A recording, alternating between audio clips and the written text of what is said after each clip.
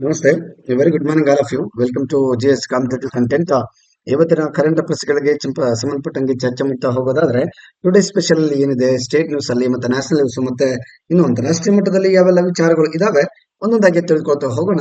For the first time that is today's class ಗೆ ಸಂಬಂಧಪಟ್ಟಂಗೆ discuss ಮಾಡೋದಾದ್ರೆ, ಇವತ್ತಿನ ದಿನ ಇತಿಹಾಸದಲ್ಲಿ ಏನು ಆಗಿದೆ ಅಲ್ವಾ.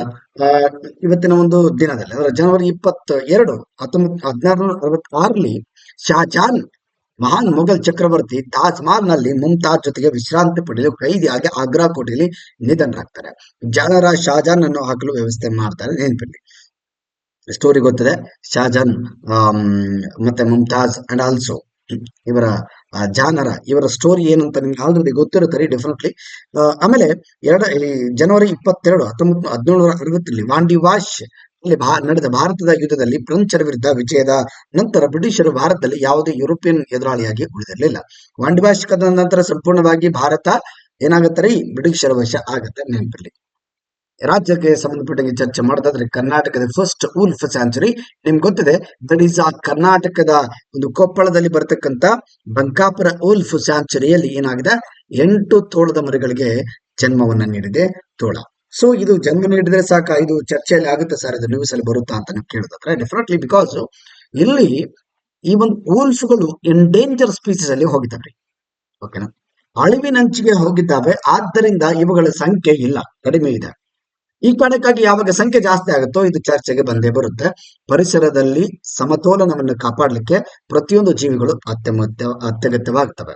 ನೋಡಿ, ಕೊಪ್ಪಳ ಜಿಲ್ಲೆಯ ಬಂಕಾಪುರ ತೋಳಧಾಮದಲ್ಲಿ ಇತ್ತೀಚೆಗೆ ತೋಳವೊಂದು 8 ಮರಿಗಳಿಗೆ ಜನ್ಮ ನೀಡಿದೆ. ಹಾಗಾದ್ರೆ ಇದರ ವಿಶೇಷತೆಯನ್ನು ನೋಡೋದಾದ್ರೆ, ಇದು ಕೊಪ್ಪಳದ ಒಂದು ಬಂಕಾಪುರದಲ್ಲಿ ಇರ್ತಕ್ಕಂಥದ್ದು ಅಭಯಾರಣ್ಯವು 332 ಹೆಕ್ಟೇರ್ಗಳನ್ನ ಹೊಂದಿದೆ. ಕುರುಚಲು ಕಾಡುಗಳು ಮತ್ತು ಬೆಟ್ಟಗಳು, ನೈಸರ್ಗಿಕ ಗುಹೆಗಳನ್ನು ಕೂಡ ಬಂದಿದೆ. ಚಿರತೆಗಳು, ನವಿಲುಗಳು, ಕೃಷ್ಣಮೃಗ, ನರಿಗಳು, ಮೊಲಗಳು ಮತ್ತು ಮುಳ್ಳು ಹಂದಿ ಸೇರಿದಂತೆ ಅನೇಕ ಜೀವಿಗಳು ಭೇದಗಳು ನೆಲೆಯಾಗಿದೆ. ಸಫಾರಿ ಕೂಡ ಇಲ್ಲಿ ಇದೆ. ಸಫಾರಿ ಪ್ರವಾಸ ತಾಣವನ್ನಾಗಿ ಮಾಡಲು ಯೋಜಿಸಲಾಗಿದೆ. ರಾಷ್ಟ್ರ ಮಟ್ಟದ ಒಂದು ನ್ಯೂಸ್ಗೆ ಸಂಬಂಧಪಟ್ಟಂಗೆ ಡಿಸ್ಕಸ್ ಮಾಡಿದ್ರೆ, ಫ್ರಮ್ ಡಾಟಾ ಟು ಡಯಾಗ್ನೋಸಿಸ್, ಇವರು ಸರ್ಕಾರದ ಉಪಕ್ರಮಗಳು, ನೀತಿ ಸುಧಾರಣೆಗಳು ಮತ್ತು ತಾಂತ್ರಿಕ ಪ್ರಗತಿಗಳಿಂದಾಗಿ ಭಾರತದ ಆರೋಗ್ಯ ಮತ್ತು ರಕ್ಷಣೆಯ ಬಹುದೃಶ್ಯ ಡಿಜಿಟಲ್ ರೂಪಾಂತರಕ್ಕೆ ಒಳಗಾಗ್ತದೆ. ಡೆಫಿನೆಟ್ಲಿ ಪ್ರತಿಯೊಂದು ಕೂಡ ನಮ್ಮಲ್ಲಿ ಏನಾಗ್ತದೆ, ಡಿಜಿಟಲೈಸೇಷನ್ ಆಗ್ತಾ ಇದೆ. ಈ ನಿಟ್ಟಿನಲ್ಲಿ ನಮ್ಮ ಡಾಟಾವು ಕೂಡ ಎಲ್ಲವೂ ಡಿಜಿಟಲ್ ಆಗ್ತಾ ಇದೆ. ಯಾವುದೇ ಒಂದು ಕ್ಷೇತ್ರಕ್ಕೆ ಸಂಬಂಧಪಟ್ಟಂಗೆ ಮಾತನಾಡಿದ್ರೆ ಆ ಒಂದು ರೀತಿಯ ಸುಧಾರಣೆ ವೇಗವಾಗಿ ಆಗ್ತಿದೆ ಅನ್ನೋದು ಕೂಡ ಇವತ್ತಿನ ಒಂದು ಚರ್ಚೆ ಆಗಿದೆ. ವೇಗವಾಗಿ ಬೆಳೀತಿರುವ ಜನಸಂಖ್ಯೆ, ಗುಣಮಟ್ಟದ ಆರೋಗ್ಯ ರಕ್ಷಣೆಗಾಗಿ ಈ ಡಾಟಾಗಳು ಬಹಳ ಇಂಪಾರ್ಟೆಂಟ್ ಆಗ್ತದೆ. ಡಾಟಾ ಟು ಡಯಾಗ್ನೋಸಿಸ್ ನೋಡಿ, ಡಿಜಿಟಲ್ ಆರೋಗ್ಯ ಪರಿಹಾರಗಳು, ಪ್ರವೇಶಿಸುವಿಕೆ, ಕೈಗೆಟುಕುವಿಕೆ ಮತ್ತು ದಕ್ಷತೆಯನ್ನು ಹೆಚ್ಚಿಸುವಲ್ಲಿ ಈ ಡಾಟಾ ಅನ್ನೋದು ಬಹಳ ನಿರ್ಣಾಯಕ ಪಾತ್ರವನ್ನು ವಹಿಸುತ್ತದೆ.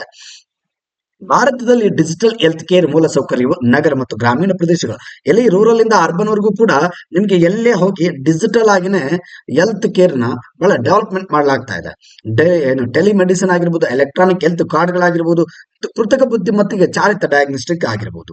ಇತ್ತೀಚಿನ ವಿಶ್ವ ಆರ್ಥಿಕ ವೇದಿಕೆಗೆ ಸಂಬಂಧಪಟ್ಟಂಗೆ ವರ್ಲ್ಡ್ ಎಕನಾಮಿಕ್ ಫೋರಂ ಒಂದು ಲೇಖನ ಆರ್ಟಿಕಲ್ ಇಚ್ಛೆತರಿಸಿಕೊಳ್ಳುವ ಡಿಜಿಟಲ್ ಆರೋಗ್ಯ ಪರಿಸರ ವ್ಯವಸ್ಥೆ ನಿರ್ಮಿಸುವ ಮೂಲಕ ಡಿಜಿಟಲ್ ಆರೋಗ್ಯದ ಒಂದು ಜಾಗತಿಕ ನಾಯಕವಾಗ ಭಾರತದ ಸಾಮರ್ಥ್ಯವನ್ನು ಎತ್ತಿ ತೋರಿಸುತ್ತದೆ. ವರ್ಲ್ಡ್ ಎಕನಾಮಿಕ್ ಫೋರಂ ಏನಾಗಿದೆ, ತನ್ನ ಒಂದು ಇತ್ತೀಚಿನ ಒಂದು ಆರ್ಟಿಕಲ್ ಅಲ್ಲಿ ಏನ್ ಹೇಳಿದೆ ಅಂತಂದ್ರೆ, ಭಾರತ ಇನ್ನು ಮುಂದೆ ಡಿಜಿಟಲ್ಗೆ ಸಂಬಂಧಪಟ್ಟಂಗೆ ಬಹಳ ಅಭಿವೃದ್ಧಿ ಆಗ್ತಾ ಇದೆ ಅನ್ನೋ ರೀತಿಯಲ್ಲಿ ಹೊಗಳ್ತಾ ಇದೆ. ಭಾರತದಲ್ಲಿ ಡಿಜಿಟಲ್ ಹೆಲ್ತ್ ಕೇರ್ ಮೂಲಸೌಕರ್ಯ ಉಪಕ್ರಮಗಳು, ಯುಎನ್ ಪೋರ್ಟಲ್ ಆಗಿರ್ಬೋದು ಅಂಡ್ ಆಲ್ಸೋ ಆರೋಗ್ಯ ಸೇತು ಇದಾವೆ ಅಲ್ವಾ. 17 ವರ್ಷಗಳವರೆಗೆ ವ್ಯಾಕ್ಸಿನೇಷನ್ ದಾಖಲೆಗಳು ಇಲ್ಲಿ ಯುಎನ್ ಪೋರ್ಟಲ್ ದಾಖಲೆ. ಯು ವಿನ್ ನೆನಪಿರ್ಲಿ, ಓಕೆನಾ. ಅದೇ ರೀತಿಯಲ್ಲಿ ಆರೋಗ್ಯ ಸೇತು ಅಪ್ಲಿಕೇಶನ್ ಇದೆ. ಆರೋಗ್ಯ ಸಂಬಂಧಪಟ್ಟಂಗೆ ನೀವು ಏನೇ ಒಂದು ಸಮಾಚಾರ ತಿಳ್ಕೊಳ್ಳೋದಾದ್ರೆ, ಗುಣಮಟ್ಟದ ಮಾನಸಿಕ ಆರೋಗ್ಯ ಸಮಾಲೋಚನೆ ಮತ್ತು ಆರೈಕೆ ಸೇವೆಗಳಿಗೆ ಪ್ರವೇಶವನ್ನು ಸುಧಾರಿಸಲು ರಾಷ್ಟ್ರೀಯ ಟೆಲಿ ಮೆಂಟಲ್ ಹೆಲ್ತ್ ಪ್ರೋಗ್ರಾಮ್ ಅನ್ನು ಕೂಡ ಮಾಡಲಾಗಿದೆ. ಆಸ್ಪತ್ರೆಗಳ ಆಂತರಿಕ ಕೆಲಸದ ಆರೋಗ್ಯಗಳು ಮತ್ತು ಪ್ರಕ್ರಿಯೆಗಳನ್ನು ನಿರ್ವಹಿಸಲು ಈ ಹಾಸ್ಪಿಟಲ್ ಅಪ್ಲಿಕೇಶನ್ ಅನ್ನು ಕೂಡ ಸ್ಟಾರ್ಟ್ ಮಾಡಲಾಗಿದೆ. 6 ವಿಶಾಲ ತತ್ವಗಳು, ದ 6 ಬ್ರಾಡ್ ಪ್ರಿನ್ಸಿಪಲ್ ಗೆ ಸಂಬಂಧಪಟ್ಟಂಗೆ ಇಲ್ಲಿ ಒಂದು ಚರ್ಚೆ ವಿಚಾರ ಏನಂತಂದ್ರೆ, focus on common values of democracy, ಪ್ರಜಾಪ್ರಭುತ್ವ, ಕಾನೂನು ನಿಯಮ ಮತ್ತು ಸ್ವತಂತ್ರ ನ್ಯಾಯಾಂಗದ ಸಮಾನ ಮೌಲ್ಯಗಳ ಮೇಲೆ ಕೇಂದ್ರೀಕರಿಸಿ ವಾಣಿಜ್ಯಕರವಾಗಿ ಅರ್ಥಪೂರ್ಣ, ನ್ಯಾಯಯುತ ಮತ್ತು ಸಮಾನ ವ್ಯಾಪಾರ ಕಾರ್ಯಸೂಚಿಯನ್ನು ನಿರ್ಮಿಸಿ, ಓಕೆನಾ, ಇಲ್ಲಿ ವ್ಯಾಪಾರ ಅಡೆತಡೆಗಳನ್ನು ನಿವಾರಿಸಲು ಶೂನ್ಯ ದೋಷ, ಶೂನ್ಯ ಪರಿಣಾಮ, ಶೂನ್ಯ ಇಲ್ಲಿ ಉತ್ಪಾದನಾ ಸಾಮರ್ಥ್ಯದ ಒಂದು ಸಾಮರ್ಥ್ಯವನ್ನು ಸಾಧಿಸಲು ಉತ್ತಮ ಅಭ್ಯಾಸಗಳು, ಸಮನ್ವಯ ಮಾನದಂಡಗಳು ಬಹಳ ಇಂಪಾರ್ಟೆಂಟ್ ಆಗ್ತವೆ. ಈ ನಿಟ್ಟಿನಲ್ಲಿ ಭಾರತ ಅಭಿವೃದ್ಧಿ ಆಗುವ ಒಂದು ಮಟ್ಟಕ್ಕೆ ಬರಬೇಕಾಗಿದೆ ಅನ್ನೋ ಒಂದು ಚರ್ಚೆ ಕೂಡ ಇಲ್ಲಿ ಇದೆ. ಉತ್ತರಾಖಂಡ ಒಂದು cabinet approves UCC manual. Definitely ನಿಮ್ಗೆ ಗೊತ್ತಿದೆ, ಉತ್ತರಾಖಂಡದ ಮುಖ್ಯಮಂತ್ರಿ ಪುಷ್ಕರ್ ಸಿಂಗ್ ಧಾಮಿ ಅವರ ಒಂದು ಅಧ್ಯಕ್ಷತೆಯಲ್ಲಿ ಅವರ ರಾಜ್ಯ ಸಚಿವ ಸಂಪುಟ ಏನ್ ಮಾಡಿದೆ, ಸೋಮವಾರ ಮೊನ್ನೆ ಏನಾಗಿದೆ, ಏಕರೂಪ ನಾಗರಿಕತೆ ಸಂಹಿತೆ ಇದೆ ಯುಸಿಸಿ, ಈ ಕೈಪಿಡಿಗೆ ಸಂಪುಟ ಅನುಮೋದನೆ ನೀಡಿದೆ. ನೆನಪಿರಲಿ, ಈಗಾಗಲೇ ಕೈಪಿಡಿಯನ್ನು ಪರಿಶೀಲಿಸಿದ್ದು ಉತ್ತರಾಖಂಡ್ ಅನ್ನೋದು ಯೂನಿಫಾರ್ಮ್ ಸಿವಿಲ್ ಕೋಡ್ ಏನಿದೆಲ್ರಿ, ಯೂನಿಫಾರ್ಮ್ ಸಿವಿಲ್ ಕೋಡ್ ಇದನ್ನ ಜಾರಿಗೆ ತಂದಂತ ಒಂದು ರಾಜ್ಯವಾಗಿದೆ. ಓಕೆನಾ, ಸಂಪೂರ್ಣ ಅನುಮೋದನೆಯನ್ನು ಕೊಟ್ಟಿದೆ. ಯುಸಿಸಿಯಲ್ಲಿ ಉತ್ತರಾಖಂಡ್ ಸಿಎಂ ಪುಷ್ಕರ್ ಧಾಮಿ ಅವರು 2022ರ ಚುನಾವಣೆಯ ಮೊದಲು ನಾವು ನೀಡಿದ ಭರವಸೆಗಳನ್ನ ನಮ್ಮ ಸರ್ಕಾರ ಉಳಿಸಿಕೊಂಡಿದೆ ಅಂತೇಳಿ ತಮ್ಮ ಒಂದು ಮಾತನ್ನು ವ್ಯಕ್ತಪಡಿಸಿದ್ದಾರೆ. ಸಾಂವಿಧಾನಿಕ ನಿಬಂಧನೆಗಳು ಆರ್ಟಿಕಲ್ 44ರ ಅಡಿಯಲ್ಲಿ ರಾಜನೀತಿ ನಿರ್ದೇಶಕ ತತ್ವದ ಅಡಿಯಲ್ಲಿ ಬರುತ್ತೆ. ಇದು ಯೂನಿಫಾರ್ಮ್ ಸಿವಿಲ್ ಕೋಡ್ ಅನ್ನು ಯುಸಿಸಿ ಏಕರೂಪ ನಾಗರಿಕತೆ ಭಾರತಾದ್ಯಂತ ನಾಗರಿಕ ಯುಸಿಸಿಯಲ್ಲಿ ಖಚಿತಪಡಿಸಿಕೊಳ್ಳಲು ರಾಜ್ಯಕ್ಕೆ ಅವಕಾಶ ನೀಡುತ್ತದೆ. ಕರೆಂಟ್ಲಿ ಪ್ರಸ್ತುತ ಅಂತ ವಿಷಯಗಳು ಧಾರ್ಮಿಕ ಮತ್ತು ಕಾನೂನುಗಳಿಂದ ನಿಯಂತ್ರಿಸಲ್ಪಡುತ್ತವೆ. ಗೋವಾ ಪೋರ್ಚುಗೀಸ್ ಸಿವಿಲ್ ಕೋಡ್ ನೋಡಿ, ಪೋರ್ಚುಗೀಸ್ ಸಿವಿಲ್ ಕೋಡ್ ಏನ್ ಮಾಡುತ್ತೆ, 1763ರ ಮೂಲಕ ಗೋವಾ ಯುಸಿಸಿ ಅಂತೆ ನಿಬಂಧನೆಗಳನ್ನ ಇದು ತಂದಿತ್ತು ಬ್ರಿಟಿಷರ ಟೈಮ್ ಅಲ್ಲಿ. India's first global CAR-T cell therapy for non-Hodgkin's ನೋಡಿ ಲಿಂಫೋಮಾ ಲಾಂಚ್. ಇಲ್ಲಿ ಹಾಡ್ಕಿನ್ಸ್ ಅಲ್ಲದ ಲಿಂಫೋಮಾಗೆ ಭಾರತದ ಮೊದಲ ಜಾಗತಿಕ CAR-T ಸೆಲ್ ಚಿಕಿತ್ಸೆ ಬಿಡುಗಡೆಯಾಗಿದೆ. ಒಂದು ಚಿಕಿತ್ಸೆ, ಥೆರಪಿ ಮೀನ್ಸ್ ಒಂದು ಚಿಕಿತ್ಸೆ ಅಂತ ಹೇಳ್ಬೋದು. ಕೇಂದ್ರೀಯ ಔಷಧಿಗಳ ಗುಣಮಟ್ಟ ನಿಯಂತ್ರಣ ಸಂಸ್ಥೆ ರಕ್ತದ ಕ್ಯಾನ್ಸರ್ ಚಿಕಿತ್ಸೆಗಾಗಿ chimeric antigen receptor CAR T cell ಅಂತ ಕೂಡ ಕರಿತೀವಿ ಚಿಕಿತ್ಸೆಯಾದ ಎರಡನೇ ಜೀವಂತ ಔಷಧವಾದ ಟಿಮೆಯನ್ನು ಅನುಮೋದಿಸಿದೆ. ಲಿವಿಂಗ್, ಇದು ಜೀವಂತ ಔಷಧಿ ಅಂತ ಕೂಡ ಕರಿತೀವಿ ಇದನ್ನ. ಯಾವ್ದನ್ನ, ದಟ್ ಇಸ್ ನೋಡಿ CAR-T ಸೆಲ್. ಆಮೇಲೆ ಅಂದ್ರೆ ಜೀವಂತ ಔಷಧಿ ಅಂದ್ರೆ ಏನಪ್ಪಾ, ರೋಗಿಯ ಜೀವಕೋಶಗಳನ್ನು ಹೊರತೆಗೆದು ಅವುಗಳನ್ನು ಬೇರ್ಪಡಿಸಿ, ಅವುಗಳನ್ನು ಮಾರ್ಪಡಿಸಿ ನಂತರ ಅವುಗಳನ್ನು ರೋಗಿಯ ದೇಹಕ್ಕೆ ಮರುಪರಿಚಲಾಗುತ್ತೆ. ಇದನ್ನ ನಾವೇನಂತ ಕರಿತೀವಿ, CAR-T ಸೆಲ್ ಥೆರಪಿ ಅಂತ ಕರಿತೀವಿ. CAR-T ಸೆಲ್ ನೆನಪಿರ್ಲಿ, ಜೀವಂತ ರೋಗಿಯ ಒಂದು ದೇಹದಿಂದ ಜೀವಕೋಶಗಳನ್ನ ಹೊರತೆಗೆದು ಅವುಗಳನ್ನ ಮಾರ್ಪಡಿಸಿ ನಂತರ ಮತ್ತೆ ಆ ದೇಹದ ಒಳಗಡೆ ಬಿಡುದು CAR-T ಸೆಲ್ ಥೆರಪಿ. ನೆನಪಿರ್ಲಿ, ಬಹಳ ಇಂಪಾರ್ಟೆಂಟ್ ಆಗುತ್ತೆ. Chimeric antigen receptor T cell therapy ಕೋಶಗಳ ಮೇಲೆ ದಾಳಿ ಮಾಡಿದ್ದು ರೋಗಿಯ ಸ್ವಂತ ಪ್ರತಿಕ್ಷಣೆ. ಈಗ ಫಾರ್ ಎಕ್ಸಾಂಪಲ್, ಈಗ ಪೇಷಂಟ್ ನ ತನ್ನನ್ನ ಸಾನು ಪ್ರೊಟೆಕ್ಟ್ ಮಾಡ್ಕೊಳ್ಳಿಕ್ಕೆ ಒಂದು ರೀತಿಯಲ್ಲಿ ಇಮ್ಯುನಿಟಿ ಪವರ್ ಅನ್ನ ಜಾಸ್ತಿ ಮಾಡ್ತಾರೆ ಅಂತ ಹೇಳ್ಬೋದ್ರಿ. T ಸೆಲ್ ಕೋಶದ ಒಂದು ಚಿಕಿತ್ಸೆಗೆ ಒಂದು ರೀತಿಯ ಇಮ್ಯುನೋಥೆರಪಿ ಆಗಿದೆ, ಮಾನವ ಚಿಕಿತ್ಸೆ ಆಗಿದೆ ಅಂತ ಹೇಳ್ಬೋದು. ಮತ್ತೆ ಇದು ಹೇಗೆ ಕೆಲಸ ಮಾಡುತ್ತೆ ಅಂತ ನೋಡೋದಾದ್ರೆ, ಲ್ಯೂಕೋಫೆರಸಿಸ್ ಎಂಬ ವಿಧಾನವನ್ನು ಬಳಸಿಕೊಂಡು ರೋಗಿಯ T ಜೀವಕೋಶಗಳನ್ನು ಅವರ ರಕ್ತದಿಂದ ತೆಗೆದು ಹಾಕಲಾಗ್ತದೆ. ಚಮರಿಕ್ ಪ್ರತಿಜನಕ ಆಂಟಿ ಒಂದು ಜನ್ ಆಗಿರ್ಬೋದು ಗ್ರಹಗಳನ್ನು ಉತ್ಪಾದಿಸಲು ಈ ಕೋಶಗಳನ್ನು ಪ್ರಯೋಗಾಲಯದಲ್ಲಿ ತಳಿಗೆವಾಗಿ ಬಳಸಲಾಗ್ತದೆ. ಒಂದು ವೈದಿಕದಲ್ಲಿ ಅತ್ಯಂತ ಮಹತ್ವವಾದ ಬದಲಾವಣೆ ಎಂದರೆ ತಪ್ಪಾಗದು.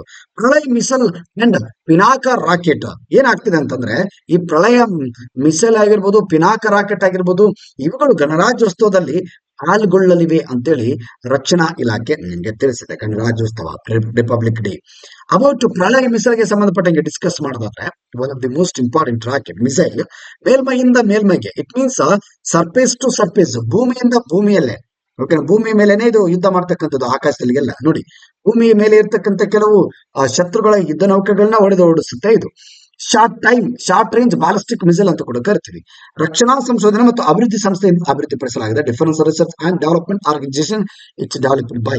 ನೋಡಿ, the missile as a range ನೋಡಿ 150 ಕಿಲೋಮೀಟರ್ ಒಂದು ಲಾಂಗ್ ಡಿಸ್ಟೆನ್ಸ್ ಅನ್ನ ಇದು ಭೇದಿಸಲಿದೆ.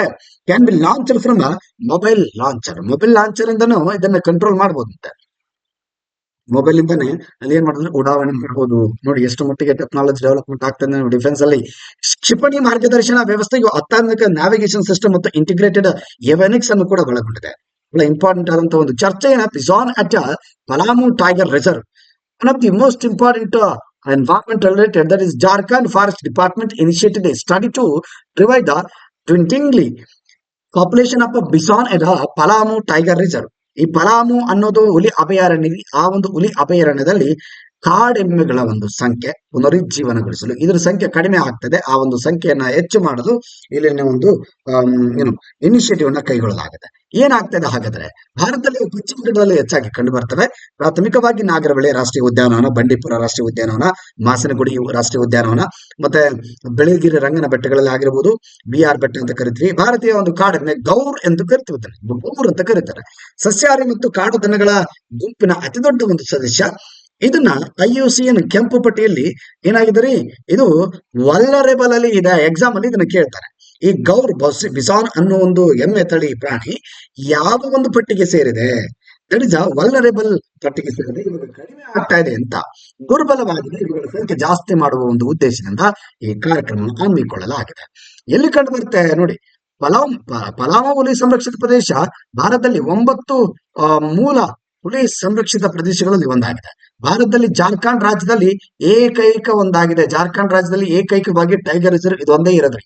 ನೆನಪಿಲ್ಲ, ಎಕ್ಸಾಮ್ ಅಲ್ಲಿ ಇದನ್ನ ಕೇಳ್ತಾರೆ. ಎಕ್ಸಾಮ್ ಅಲ್ಲಿ ನಾಳೆ ಮೀಸಲು ಬೆಟ್ಟ ರಾಷ್ಟ್ರೀಯ ಉದ್ಯಾನವನದ ಒಂದು ಭಾಗವಾಗಿದೆ. ಇದು ರಿಸರ್ವ್ ಫಾರ್ಮ್ಸ್ ಅಂತ ಆಗಿದೆ. ಜೊತೆಗೆ ಜಾರ್ಖಂಡ್ ನ ಪಲಾಮು ಜಿಲ್ಲೆಯ ಪ್ರದೇಶವನ್ನು 1947ರಲ್ಲಿ ಭಾರತೀಯ ಅಭಯಾರಣ್ಯ ಕಾಯ್ದೆ ಅಡಿಯಲ್ಲಿ ಸಂರಕ್ಷಿತ ಇದನ್ನ ರಿಸರ್ವ್ ಫಾರೆಸ್ಟ್ ಆಗಿ ಮಾಡ್ತಾರೆ. ಓಕೆನಾ, ಪ್ರೊಟೆಕ್ಟೆಡ್ ಏರಿಯಾವನ್ನಾಗಿ ಮಾಡ್ತಾರೆ ಇನ್ 1947 ಅಂಡರ್ ದಿ ಫಾರೆಸ್ಟ್ ಆಕ್ಟ್. ಆಮೇಲೆ ಹಿಂದೆ ಈ ಪ್ರದೇಶವನ್ನು ದನ ಮೇಯಿಸಲು ಮತ್ತು ಬಿಡಾರ ಉಡಲು ಬಳಸಲಾಗ್ತಾ ಇತ್ತು ಮತ್ತು ಈ ಪ್ರದೇಶವು ಕಾಡ್ಗಿಚ್ಚಿನಿಂದ ತೀವ್ರವಾಗಿ ಪೀಡಿತವಾಗಿತ್ತು. 1974ರಲ್ಲಿ ಪ್ರದೇಶವನ್ನು ಪಲಾಮು ಹುಲಿ ಸಂರಕ್ಷಿತ ಪ್ರದೇಶವನ್ನಾಗಿ ಸ್ಥಾಪಿಸಲಾಯಿತು. 1974ರಲ್ಲಿ.